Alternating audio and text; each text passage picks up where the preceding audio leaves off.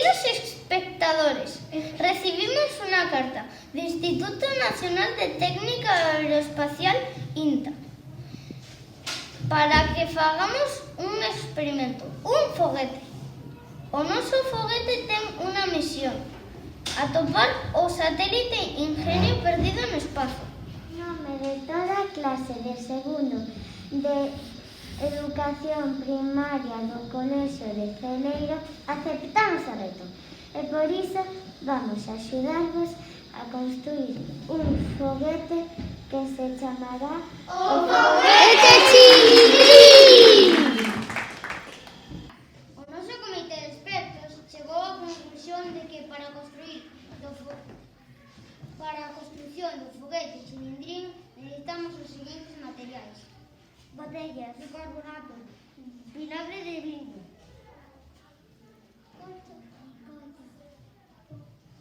papel higiénico, pegamento e materiais para decorar. Cortamos as botellas para unilas con cinta adhesiva e así ter en cada lado un tapón. A continuación, procedemos a decorarlo.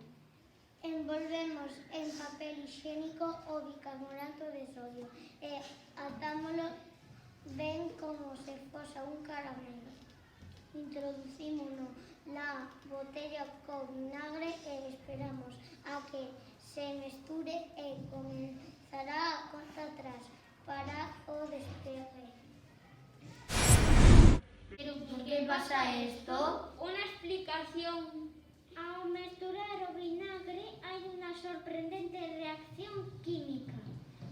O vinagre reacciona moi rapidamente co bicarbonato, liberando un gas que exerce unha enorme presión nas paredes da botella e por iso despenga.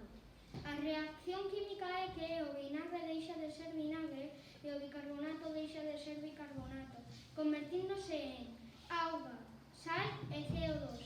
O CO2 é o responsable de exercer presión e facer que o foguete despegue.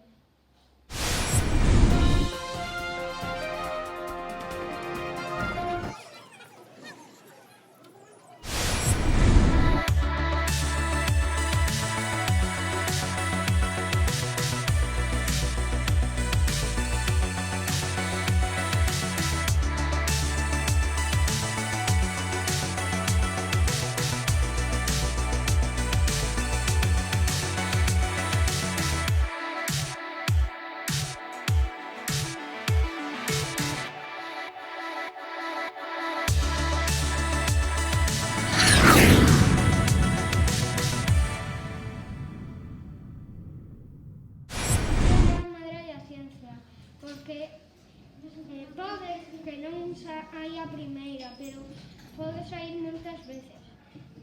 O erro do primeiro intento do foguete eu creo que se debeu a demasiada presión, o que provocou, en vez de un despegue xendo hacia arriba, foi por todos os lados, provocando unha especie de mini explosión.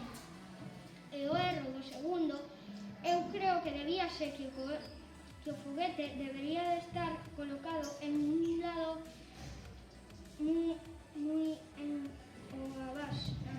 Como a base era un pouco máis grande que o foguete, podría escaparse a potencia. Na primeira eu creo que había un pouco vinagre e que o foguete era moi grande para o vinagre que despegara.